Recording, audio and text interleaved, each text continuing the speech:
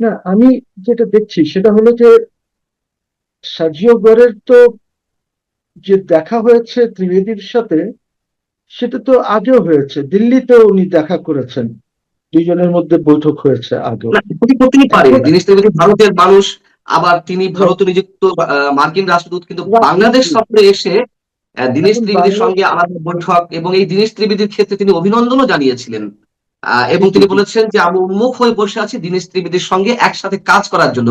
অর্থাৎ নিঃসন্দেহে বাংলাদেশ ইস্যু এখানে প্রায়োরিটি পাচ্ছে। জি জি জি।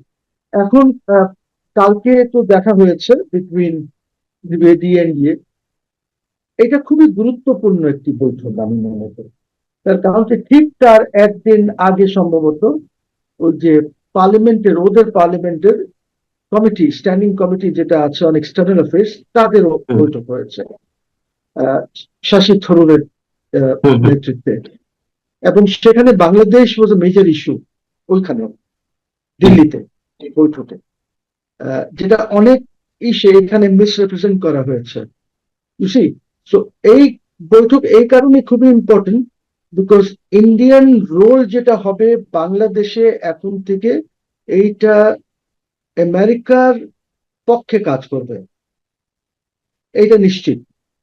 বাংলাদেশকে আর সাউথ এশিয়া, পুরা সাউথ এশিয়াকে কিন্তু with the prism of Indian lens থেকে দেখবে আমেরিকা। এই আচ্ছা। কারণেই আপনি দেখেন এই যে অফিসার্স গুলি মিক্স করে দেওয়া হয়েছে। গোরকে কোনো ইয়ে ছিল না যে ওরা কেন স্পেশালি ইনভলভ হবে যখন সে এক হুম দেশের রাষ্ট্রদূত আছে।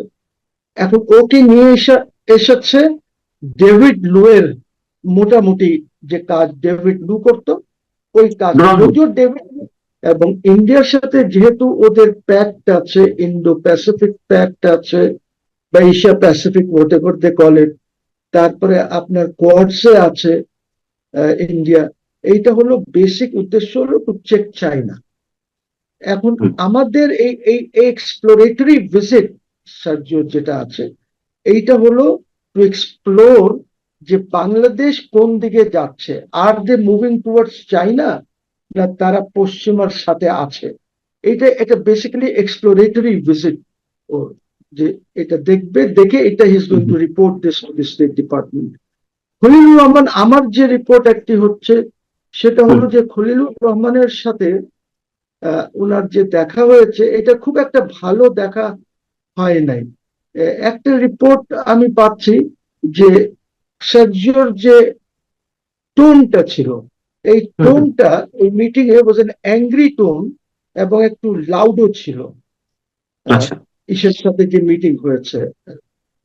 দীনেশ তারপরে ভারতী বৈঠক ছিল। এর সাথে সাথে এর সাথে সাথে আরেকটি ডেভেলপমেন্ট যেটা হলো, সেটা হলো দ্যাট প্যাসিফিক ফ্লিটের আপনার কমান্ডার অ্যাডমিরাল স্টিফেন, উনি একটি খুব বড় দল নিয়ে, 11 না কত লোকের দল নিয়ে উনি আবার ঢাকায় আসছেন। হুম হুম এটা হলো অ্যাডমিরাল স্টিফেন। তারপরে আমি বোধহয় আরেকদিন বলেছি দ্যাট গোর আসার আগে এইখানে কিছু সিআইএ অ্যাক্টিভিটি হয়েছে, এবং এই অ্যাক্টিভিটিটা হয়েছে একজন খুবই গুরুত্বপূর্ণ ডেকোরেটেড অফিসার সিআইএর, হ্যামিল্টন নাকি নাম ওর, সে 25 তারিখে পি ঢাকায় হ্যামিল্টন। এসেছে। P Hamilton. জি, সে 25 তারিখে ঢাকায় এসেছে। This is all related to this visit কিন্তু। তা অনেক কিছু হচ্ছে। তারপরে যে মিটিং পার্লামেন্টের, ইন্ডিয়ান পার্লামেন্টের, hmm is very significant, because এখানে একটা মেজর ইস্যু ছিল শেখ হাসিনা এন্ড আওয়ামী লীগ। হুম তো আমাদেরকে এই পুরাটা কিন্তু একত্র করে দেখতে হবে। Everything is happening within this 5 6 7 days কিন্তু, এটা আগেও হয় নাই, হুম। পরেও হয় নাই। Why is this happening? So এই ফরেন পলিসি যেটা শেখ হাসিনার ছিল, সে সবাইকে নিয়ে কিন্তু কাজ করছিলেন উনি। উনি চায়নাকেও সাথে রেখেছিলেন, আমেরিকাকেও ঠিক রাখছিলেন, রাশিয়াকেও ঠিক রাখছিলেন, সবাইকে নিয়ে কাজ করছিলেন। কিন্তু দেখেন আমেরিকা জার্মানি, কিন্তু সম্ভবত শেষদিকে বুড়ো আঙুল দেখাচ্ছিলেন শেখ হাসিনা। আমেরিকাকে জি, তো কোনো ধরনের কোনো পাত্তা দিচ্ছিলেন না শেষ পর্যায়ে এসে। হ্যাঁ, বাট ওই শেষ পর্যায়ে এসে কিছু এমন হয়ে গেল যে চাইনাও একটু নারাজ হয়ে গেল, যার হুম, জন্য শেখ হাসিনা ওনার লাস্ট ভিজিটে একদিন আগেই ফিরলেন উনি বাংলাদেশে, শিক্ষার হুম, শর্টের ভিজিট। হুম, তো হুম, এই জিনিস, এই জিনিসগুলি যেটা হচ্ছে, এটা বোধহয় মেবি চাইনিজ ওরা বিট অ্যাংরি যে তোমার জন্য আমরা এত করছি, তুমি আবার ওদের সাথে। আর শেখ হাসিনার হয়তো প্রবলেম ছিল যে আমেরিকা যদি অসন্তুষ্ট হয় তাহলে আমাকে ফেলে না দেয়, অল কাইন্ডস অফ থিংস যেটা কাজ করছিল। এর মধ্যে যেটা টের পায় নাই ওনার গভর্নমেন্ট, সেটা ছিল যে ওনার গভর্নমেন্টের মধ্যে কিছু কিছু লোক they sold themselves out to the Americans.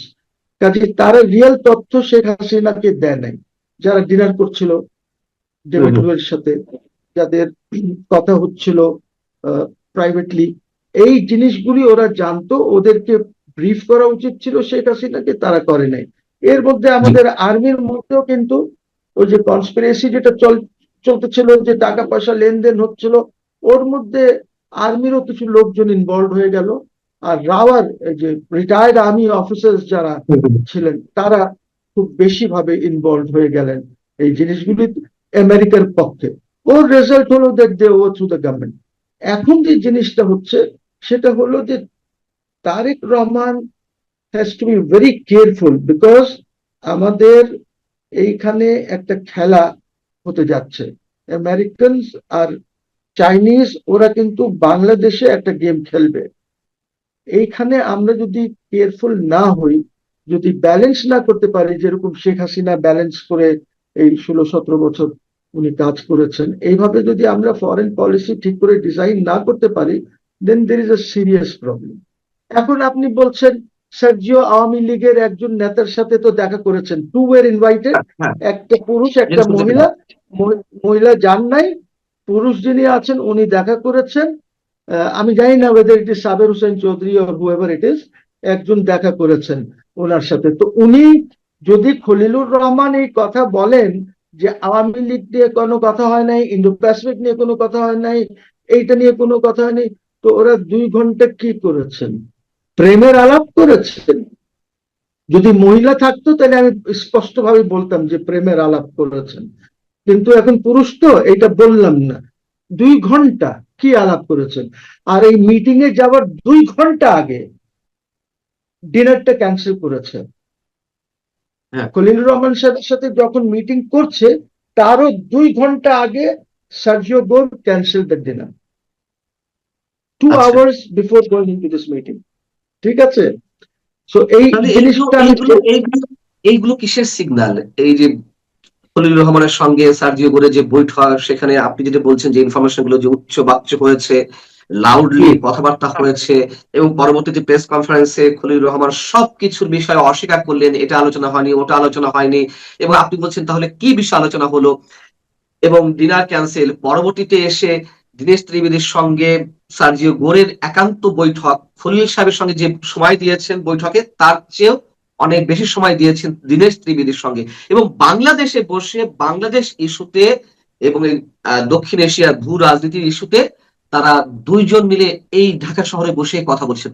সবকিছু মিলিয়ে আপনার কাছে মানে সিগন্যালটা আচ্ছা কি মনে আচ্ছা, হচ্ছে? একটা একটা জিনিস খুব সিম্পল। জি, হ্যাঁ, ত্রিবেদীর সাথে বাংলাদেশে বসে যে কথা হবে সেটা কি গভর্নমেন্ট, পলিটিক্স, আওয়ামী লীগ বাদে কি কথা হবে? Right. What else can be talk? এইটাই তো হুম, হুম, কথা। ইনক্লুসিভ পলিটিক্স, ইলেকশনের ব্যাপারে যে কি ইলেকশন হয়েছে, ইনক্লুসিভিটি ছিল কি না, এই সবই তো আলাপ হবে। Indian high commissioner for Bangladesh যিনি আছেন, ওনার সাথে সাউথ এশিয়ার ইনভয় কি আর আলাপ করবে? It will be only about India Bangladesh relations. আর কিসের আলাপ করবে? যেমনটি বলি, ওই যে মিটিং এর কথা বললাম, ওদের standing committee on external affairs, হুম, সেখানে কিন্তু ওরা বলেছেন যে আমাদের চুক্তি যেটা শেষ হয়ে যাচ্ছে, গ্যাঞ্জেস, এই যে গঙ্গার পানির যে হুম, হুম, হুম। চুক্তিটা, ওইটা তারা একটা ওরা অপটিমিস্টিক একটা নিয়েছেন যে এইটা আমাদের যত দ্রুত শেষ হওয়ার আগেই আমাদের আলোচনা করা দরকার। এইটাও আছে ওই মিটিং এর হুম, রেজলিউশনে, ওদের পার্লামেন্টের যে ওদের যে বৈঠকটি হয়েছে। So they have discussed Bangladesh, Gore has discussed Bangladesh with Khalil. খলিলের চেহারা এই জিজ্ঞেস করলেই ওর চেহারাটা কেমন যেন আমি দেখলাম টিভিতে, কেমন যেন ওর চেহারাটা ছিল। চেহারাটা was not a very happy চেহারা। আমার প্রশ্ন হচ্ছে, যে কথিত মার্কিন বাণিজ্য চুক্তি, যেই চুক্তির মাধ্যমে বাংলাদেশের স্বাধীনতা সার্বভৌমত্ব হুমকির মধ্যে পড়েছে, আমাদের স্বাধীন চিন্তা ভাবনা আহ মানে আমাদের মতো করে করতে পারবো না, সেই জায়গাটি নির্ধারিত হয়েছে, এবং এই মার্কিন চুক্তি থেকে বেরিয়ে আসার জন্য নানান মহল থেকে দাবি উঠছিল। তাহলে সেই মার্কিন চুক্তি রেখে এখন যে একদিকে চীনের দিকে ছুটে যাওয়া, অন্যদিকে রাশিয়ায় ছুটে যাওয়া, ভারতের সাথে একটা দ্বিধা দ্বন্দ্বময় অবস্থা এখনো রয়েছে, আসলে সরকার এখন কি করবে? বিএনপি সরকারের সামনের পথটা কি? না না, সরকারের তো ক্লিয়ার থিঙ্কিং নাই। এই সরকার তো যেভাবে চলছে এর মধ্যে আমি কোনো ম্যাচিওরিটি দেখি না সরকারের মধ্যে। ফরেন পলিসি তো খুবই ইন্ট্রিকেট একটা policy, because the entire Jio political situation change হয়ে যাচ্ছে। আপনার ডলার, পেট্রো ডলারের অবস্থা খারাপ হচ্ছে। এই জিনিসগুলি তো ওরা হ্যান্ডেল করতে পারছে না, পারবে না যতক্ষণ পর্যন্ত you do not have experts. Khalilur Rahman is not an expert. You say একটা জিনিস বলি পান না, Khalilur Rahman may have stood first, he might have stood six, আমি জানি না। কিন্তু প্রশ্ন হচ্ছে যে আপনি ফার্স্ট আর সিক্স হলেই যে আপনি খুব বিরাট কিছু ইন্টেলেকচুয়াল হয়ে গেলেন তা তো না। আমার সাথে যে ফার্স্ট বয় ছিল থ্রু আউট দি স্কুল, ওকে তো আমি কোথাও দেখি না, he is gone missing totally. So Khalilur Rahman will misguide this government. এই গভর্নমেন্টের উচিতই হয় নাই যে খলিল রহমানকে ফরেন মিনিস্টার করার জন্য। কিন্তু আমার মনে হয় আমার প্রাইম মিনিস্টারের যে থিঙ্কিং, উনি যেটা চিন্তা করেন, উনি চিন্তা করেন যে খলিলুর রহমান ছাড়া পশ্চিমাদের সাথে আমি ডিল করতে পারবো না, কাজে খলিলুর রহমান ইজ রিকোয়ার্ড। আর খলিলুর রহমান প্রেস কনফারেন্সে একটি কথা বলেছিল যে আমি সেপ্টেম্বরের 8 তারিখ না কয় তারিখে আমি ওই president of the general assembly, ওই পদটি আমি ওইখানে গিয়ে বসবো। তো আমি জানি না যে উনি ফরেন মিনিস্টার তখন থাকবেন কি থাকবেন না। আর যাদেরকে সাথে রাখা হয়েছে খলিলুর রহমানের সাথে, সেগুলি যে খুব বেশি কিছু করতে পারবে তাও মনে হয় না। যে কি একজন আছে না, ওই যে হুমায়ুন আপনি কবির, যে পড়াশোনা উপদেষ্টা, বলে হুমায়ুন কবির। উপদেষ্টা নাকি পলিটিক্যাল উপদেষ্টা, সে তো ওইখানে দাঁড়ায় থাকে খলিলের সাথে like a duffer. So I mean যদি ডাফার্সদেরকে আপনি দিয়ে দেন ফরেন মিনিস্ট্রি চালাতে, আর একজন হইলো অতি চালাক, বিশেষ খলিলুর রহমান। খলিলুর রহমান অতি চালাক, ডাফার আপনার অ্যাডভাইজার। সো আপনি ওদেরকে দিয়ে যদি ফরেন মিনিস্ট্রি চালান তাহলে আমার মনে হয় না যে আপনি সরকার অনেকদিন চালাতে পারবেন। It is not possible. আজকালকার যে পৃথিবী আছে, যে চেঞ্জিং গ্লোবাল অর্ডার যেটা আছে, এখানে আপনার পক্ষে চালানো সম্ভব হবে না দেশ। সার্জিও ঘোর যে বার্তাগুলো দেওয়ার চেষ্টা করছেন, মানে যে আলোচনাগুলো করছে, অন্তত তার মধ্য দিয়ে যে বার্তাগুলো বেরিয়ে আসছে, আহ আমি আবারও দীনেশ ত্রিবেদী প্রসঙ্গে আসি। আপনি নিজেই বলেছেন যে এখানে বাংলাদেশের internal politics, inclusive politics, Jio strategy নিয়ে কথা হবে না, এটি ভাববার কোনো কারণ নেই। যদি তাই হয়ে থাকে, আপনার কি মনে হয় ওইখানে ইনক্লুসিভ রাজনীতি বলতে তারা কি সরাসরি কোনো প্রস্তাব দেওয়ার চেষ্টা করেছে বাংলাদেশ গভর্নমেন্টকে, মানে যুক্তরাষ্ট্রের পক্ষ থেকে? ডেফিনেটলি তারা দিয়েছে, ডেফিনেটলি সার্জিও গোর যখন বসেছে খলিলের সাথে তখন দিয়েছে। এবং এর পরপরই সে যখন মিটিং করেছে আমাদের ইন্ডিয়ান হাই কমিশনারের সাথে, তখন কি ডিসকাস হবে ইউ টেল মি। সার্জিও গোরের এজেন্ডাটা কি? It's an American agenda, it's an American agenda. এইখানে তো আপনি ডেমোক্রেসি, ইনক্লুসিভ পলিটিক্স, ইলেকশন সবকিছুই তো আলাপ করবেন। আপনার ব্যক্তিগত ইন্টারেস্ট তো Sergio Gor will not talk with Trivedi.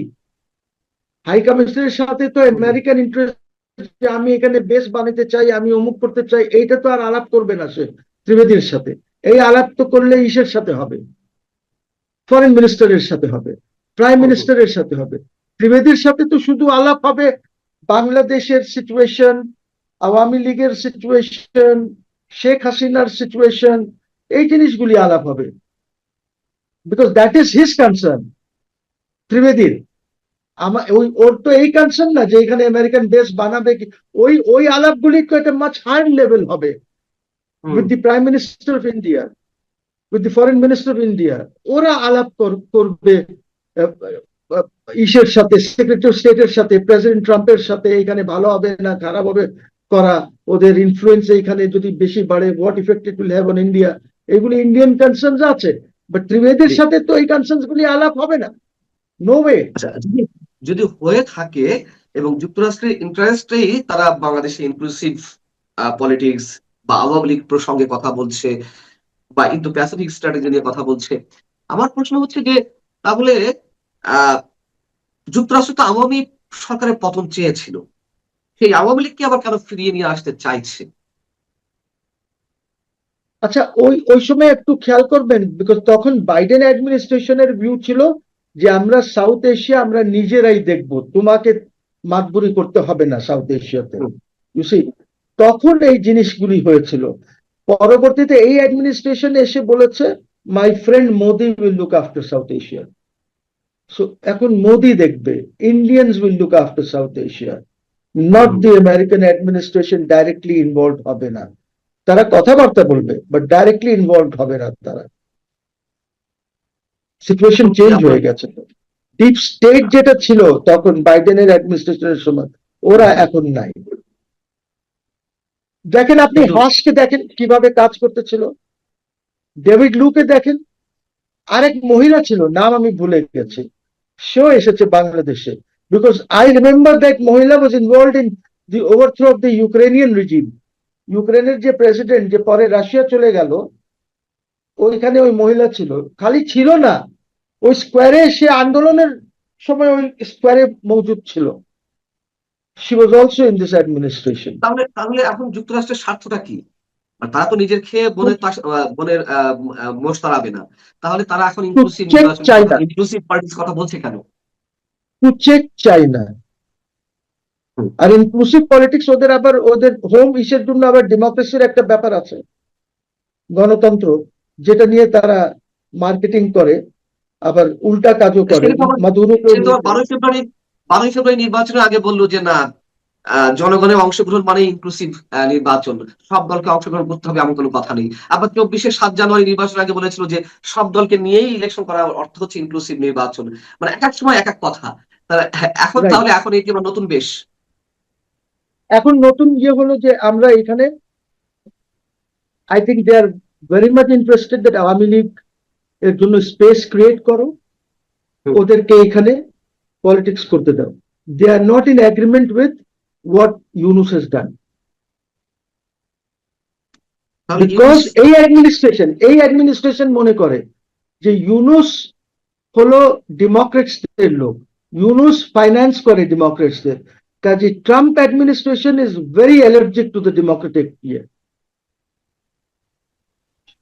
কিন্তু ইউনুস তো এখনো পর্যন্ত চেষ্টা চালিয়ে যাচ্ছেন রাষ্ট্রপতি হওয়ার জন্য, তিনি আবার এই ইন্ধনগুলো কোত্থেকে পাচ্ছেন? আমার মনে হয় না এইগুলি বোধহয় একটা propaganda. This is a propaganda. ইউনুসের কোনো স্কোপই নাই তারেক অ্যাডমিনিস্ট্রেশনে এসে সেইখানে এসে বসবে অ্যাজ প্রেসিডেন্ট, এই স্কোপটা নাই, this is gone, Yunus is gone. ইউনুসকে আমাদের জনগণ বুঝে গেছে যে ইউনুস কি চিজ, and Yunus can deliver nothing. জনগণ মনে করেছিল যে ইউনুস তো এরকম তালি দিলে সব হয়ে যাবে, মানে হি ইজ আ জাদুঘর মনে করেছিল, বাট সে যে কত বড় ফ্রড টাউট, এইটা জনগণ বুঝে গেছে। হি ইজ আ হারামজাদা অফ দ্য হাইয়েস্ট অর্ডার, এইটা জনগণ বুঝছে। আপনাকে অনেক অনেক ধন্যবাদ অ্যাডভোকেট মোহসেন রশিদ আমাদেরকে সময় দেওয়ার জন্য। আপনি ভালো থাকবেন। দর্শক, অ্যাডভোকেট মোহসেন রশিদ যেভাবে বিশ্লেষণ করছিলেন, নিশ্চয়ই তার অনেক দিক থেকে বাস্তব ভিত্তি রয়েছে।